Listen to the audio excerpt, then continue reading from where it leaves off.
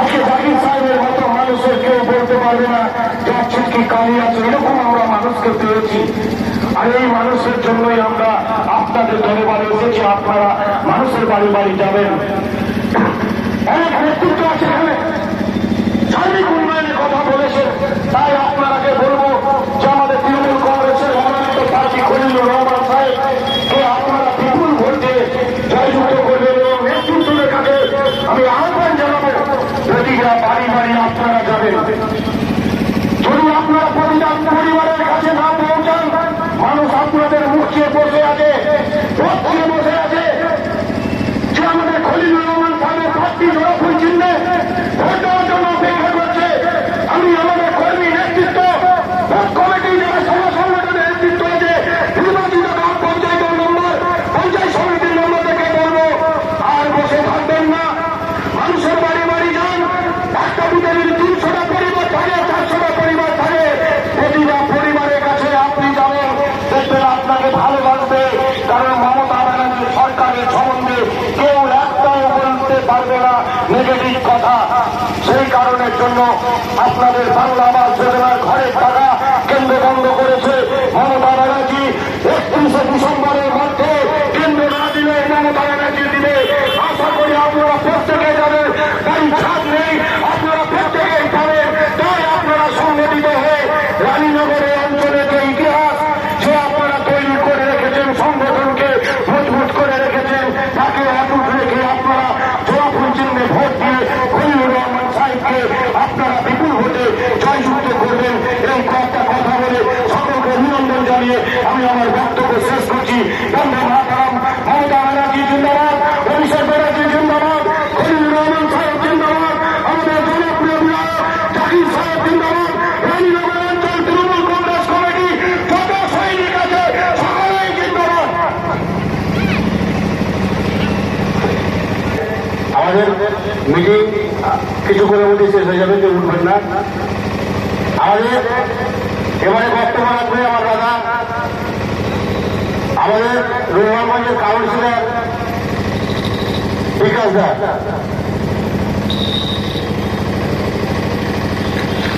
রানীনগর অঞ্চলে গোধূলি লগ্নে সন্ধ্যাবেলায় মসজিদে আজান হয়েছে। হিন্দু মা বোনেরা তুলসী তলায় প্রদীপ জ্বালিয়ে সারাদিন অক্লান্ত পরিশ্রম করে টিভিটা খুলে বসে আছে। আর মঞ্চে ছিলেন জাকির সাহেব, গৌতম বাবু, জেলা পরিষদের সদস্য আছেন, পঞ্চায়েত সমিতির সভাপতি থেকে আরম্ভ করে মহিলা নেত্রী, এখানকার প্রধান, এখানকার রানীনগর অঞ্চলের প্রেসিডেন্ট থেকে আরম্ভ করে সর্বোপরি আপনারা। বিভিন্ন বক্তা বিভিন্নভাবে আপনাদের সামনে। প্রথমেই বলি, যদি কোনো আমাদের বক্তব্য কোনো বিজেপির নেতারা শুনছেন, শুনে রাখুন, আমি কিন্তু হিন্দুর ছেলে। আমি পুজো করি, স্নান করে সূর্য নমস্কার করি। আর এই বিজেপি নামক দলটি তারা ভেবে নিয়েছে রাম, দুর্গা, কালী তাদের বাপের সম্পত্তি। আজকে বিজেপি নামক দলটি তাদের রাম, কালীমা, দুর্গা মা, সরস্বতী, লক্ষ্মী তাদের বাপের সম্পত্তি ভেবেছে। আমি হিন্দু ভাইদেরকে প্রথমে করজোড়ে অনুরোধ করব যে আমরা হিন্দু বাড়ির সন্তান। এই বিজেপি নামক দলটি আজকে যে রানীনগরের পরম্পরা, আমার হিন্দু, মুসলমান, খ্রিস্টান, জৈন একে অপরের পরিপূরক হিসাবে রানীনগরে আমরা বসবাস করি।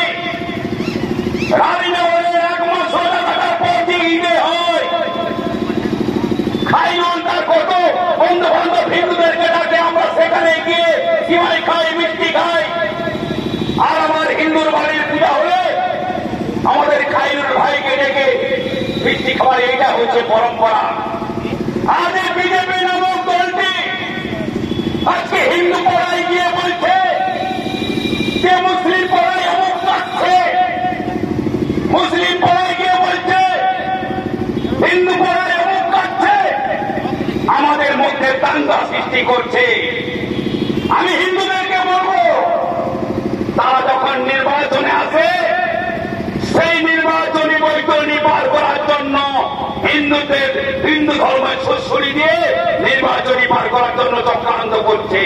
এই চক্রান্তকে প্রতিহত করার জন্য আমার হিন্দু সম্প্রদায় যারা ভাই, যারা আমাদের বক্তব্য শুনছেন, সেভাবেকে বলবো, বিজেপি নামক দলটি শুধু হিন্দুদের দল নয়, তারা হিন্দুর দল নয়।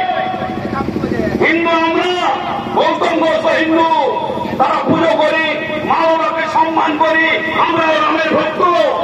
আজকে এই বিজেপির নেতারা গেরুয়া বেটি করে, গেরুয়া তিলক দিয়ে, জয় শ্রীরাম বলে, কালকে আমার ওয়ার্ডে একটা মিছিল বেরোলো।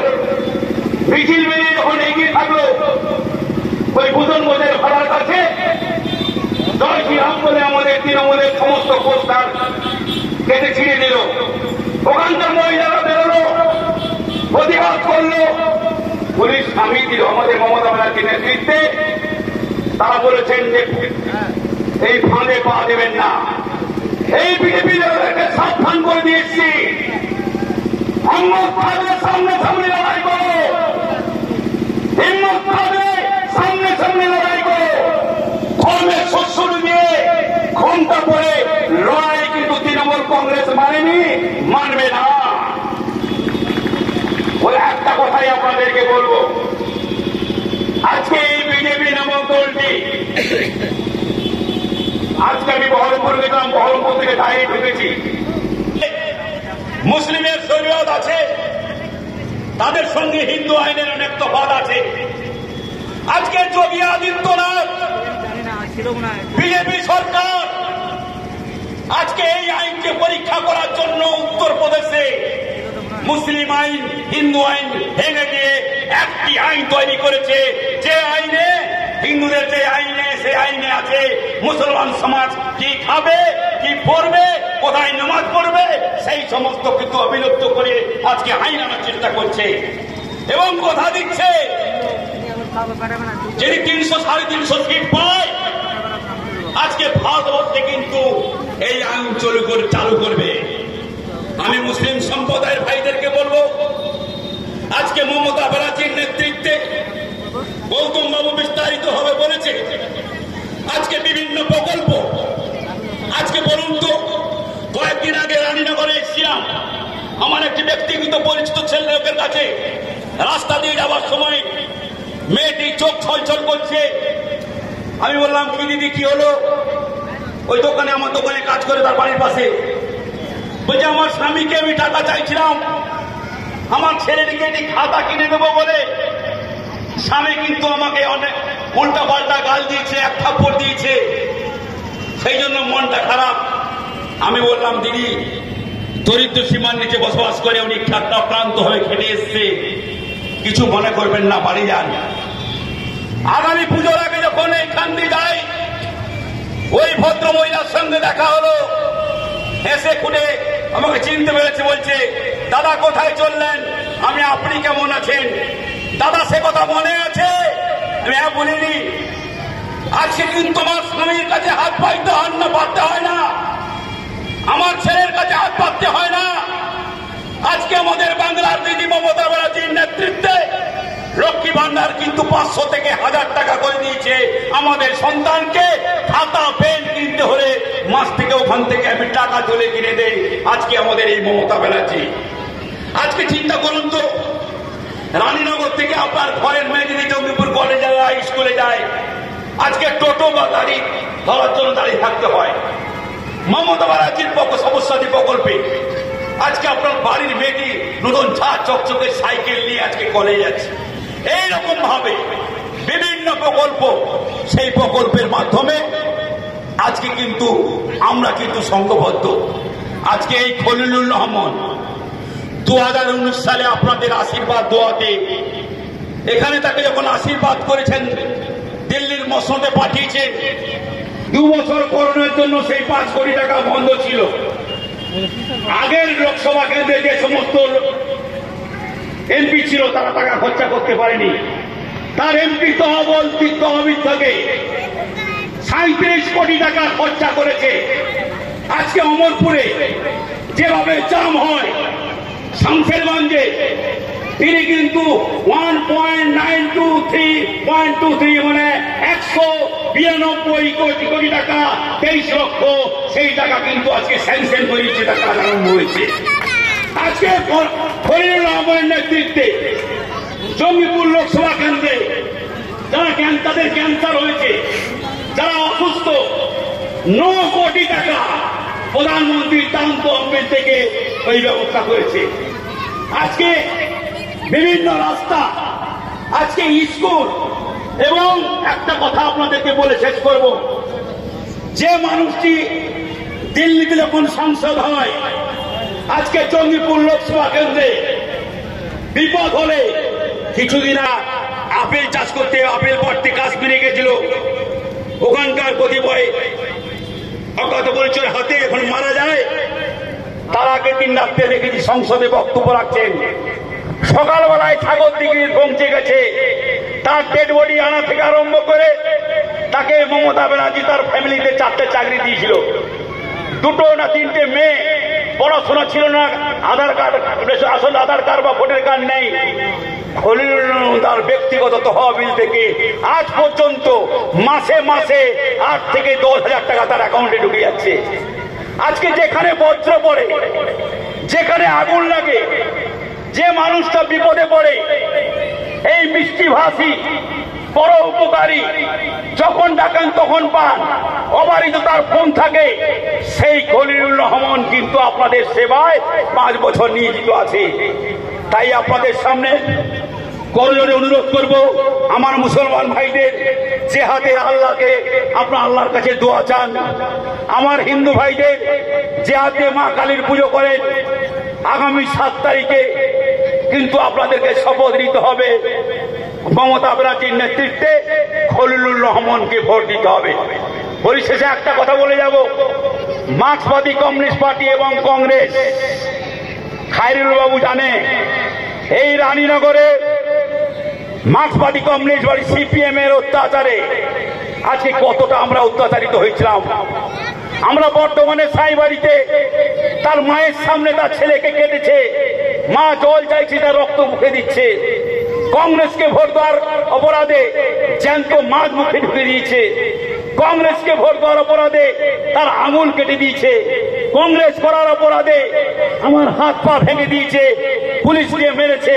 আমরা কিন্তু ভুলে যাইনি সেই কংগ্রেস আজকে সিপিএম নামক দলটির সঙ্গে যুক্ত হয়ে আপনাদের কাছে ভোট চাইতে এসছে।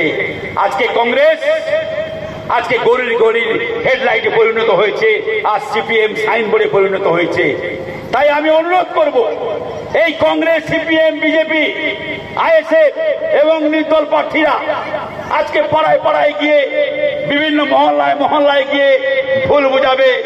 আর তৃণমূল কংগ্রেসের যারা বুথ কমিটি আছেন তাদেরকে করজোড়ে, ওয়ার্ড সভাপতি, বুথ কমিটি যারা আছেন, নেতৃত্ব আছেন, তাদেরকে আমি আপনাদের দাদা হিসেবে একটি আবেদন রাখবো যে আপনাকে যারা ভালোবাসে তাকে তো পার্টির কাজে ডাকবেন, আর আপনাকে যে ভালোবাসে না তাকেও পার্টির কাজে ডাকতে হবে। এটা আমার ব্যক্তিগত সম্পত্তি নয়। এই তৃণমূল কংগ্রেস আজকে আমরা দেখেছি যে ঝান্ডাটা আমরা নিয়ে যাই, টিএমসি, টি মানে টেম্পল মানে মন্দির, এম মানে মসজিদ, আর সি মানে চার্চ। এই হিন্দু মুসলমান খ্রিস্টানকে নিয়ে তৈরি হয়েছে মমতা ব্যানার্জির তৃণমূল কংগ্রেস। সেই তৃণমূল কংগ্রেসকে আপনাদেরকে বাঁচিয়ে রাখতে হবে। 2011 সালে 34 বছরের মার্ক্সবাদী কমিউনিস্ট পার্টির অত্যাচারে আমি মমতা ব্যানার্জি এই দল বাংলার বসতে বসেছিল। সেই যে গাছটাকে লাগানো হয়েছিল সেই গাছটা কিন্তু আজকে কিন্তু পুষ্পটিত, গাছে কিন্তু অনেক কিছু ডালাপালা হয়েছে, আর সেই গাছের আপনাদেরকে বাঁচিয়ে রাখতে হবে। গাছকে যদি না বাঁচাতে পারেন তাহলে ফলের আশা করবেন না। আর তৃণমূল কংগ্রেস সেই গাছ, জোড়া ফুল সেই গাছ, সেই গাছকে রানীনগরের বুথ কমিটি থেকে আরম্ভ করে রানীনগরের তৃণমূল কংগ্রেস কর্মীদের কাছে করজোড়ে অনুরোধ করব, রাগ দুঃখ হবে আমার কাজ করতে হলে ভুল হবে, কিন্তু রাগ করে বিরোধী পক্ষকে একটাও ভোট দিবেন না, একটাও ভোট দিবেন না। মমতা ব্যানার্জির নেতৃত্বে মমতা ব্যানার্জির শ্রীধন্য প্রার্থী আমাদের সকলের প্রিয় নেতা খলিলুর রহমানকে আগামী 7 তারিখে বিপুল ভোটে জয়যুক্ত করবেন। এবং আমি কথা দিয়ে যাচ্ছি, আগামী 4 তারিখে যেভাবে রানীনগর জাকিরদার ভোটে 12,000-এর বেশি লিড ছিল, আগামী 4 তারিখে এই রানীনগরের লোকে বলবে আজকে রানীনগরকে জাকির হোসেনকে যেভাবে লিড দিয়েছি, আমরা খলিলুর রহমানকে সেইভাবে লিড দিয়ে এখানকার উন্নয়ন, এখানকার কাজকর্ম অব্যাহত রাখার আহ্বান জানিয়ে আমি আপনাদের কাছে বিদায় নিচ্ছি। ভালো থাকবেন, সুখে থাকবেন। আপনাদের বিয়েতে ডাকলে যাবো কি যাবো না সেটা আমাদের ব্যক্তিগত ব্যাপার, কিন্তু তৃণমূল কংগ্রেসের কর্মীরা যদি কোনো বিপদে পড়ে, মমতা ব্যানার্জির সৈনিক হিসাবে, জাকির হোসেনের সৈনিক হিসাবে, খলিলুর রহমানের সৈনিক হিসাবে আজকে তৃণমূল কংগ্রেসের কর্মীরা আপনার এই লজ্জায় গিয়ে পড়া দাঁড়াবো। আপনার বিপদে তৃণমূল কংগ্রেসের কর্মী হিসাবে আমি এসেছি আপনাকে সাহায্য করার জন্য। এইটাই হচ্ছে আপনাদের পরম্পরা। আজকে করোনা হলো, বলুন তো করোনার সময় আজকে বিজেপি নামক দলটি, কংগ্রেস, সিপিএম তাদের কি একবার ছুটি পেয়েছেন? পাননি। কিন্তু জাকির সাহেবের নেতৃত্বে, খলিল সাহেবের নেতৃত্বে আমার গৌতম ভাই, খায়রুল ভাইরা নিজের জীবনকে বাজি রেখে আপনাদের পড়ায় পড়ায় কিছু চাল, কিছু ডাল, রক্ত, অ্যাম্বুলেন্স থেকে আরম্ভ করে আমরা তুলে দেওয়ার চেষ্টা করেছি। তখন কিন্তু এই সমস্ত নেতাদেরকে আপনারা পাননি। আজকে বাড়ির পাশে যখন ভোট চাইতে আসবে, দয়া করে আমার মা বোনেরা এখানে নেই, মা বোনদেরকে বলবেন ঝাঁটা রেডি রাখতে, বলবেন যুগের সময় তোমরা ছিলে না, আজকে ভোট চাইতে এসেছো, তোমাদেরকে ঝাঁটা মেরে বাড়ি থেকে বিদায় করবো। মমতা ব্যানার্জির নেতৃত্বে আমাদের যে প্রিয় প্রার্থী তাকে আমরা ভোট দেবো, এই আশা রেখে, আকাঙ্ক্ষা রেখে আমি আমার বিদায় নিচ্ছি। জয় হিন্দ, বন্দে মাতরম। মমতা ব্যানার্জি জিন্দাবাদ, অভিষেক ব্যানার্জি জিন্দাবাদ, খলিল সাহেব জিন্দাবাদ, জাকির হোসেন জিন্দাবাদ। একবার সকলে জোরে স্লোগান, মমতা ব্যানার্জি। কই জোরে স্লোগান উঠছে না? মমতা ব্যানার্জি, খলিলুর রহমান, খলিলুর রহমান, জাকির হোসেন, অভিষেক ব্যানার্জি, রানীনগর অঞ্চল তৃণমূল কংগ্রেস কমিটি। বাস, ধন্যবাদ সকলে, এখানেই সভা শেষ। সব আস্তে আস্তে যে যার চেন্নাইয়ে এসেছে সব চেপে যাবে। ঠিক আছে, সভা শেষ হবে।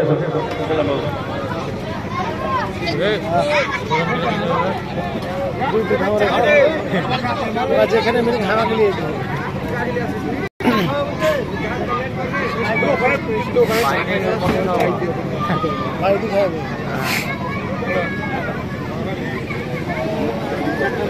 প্রধান করে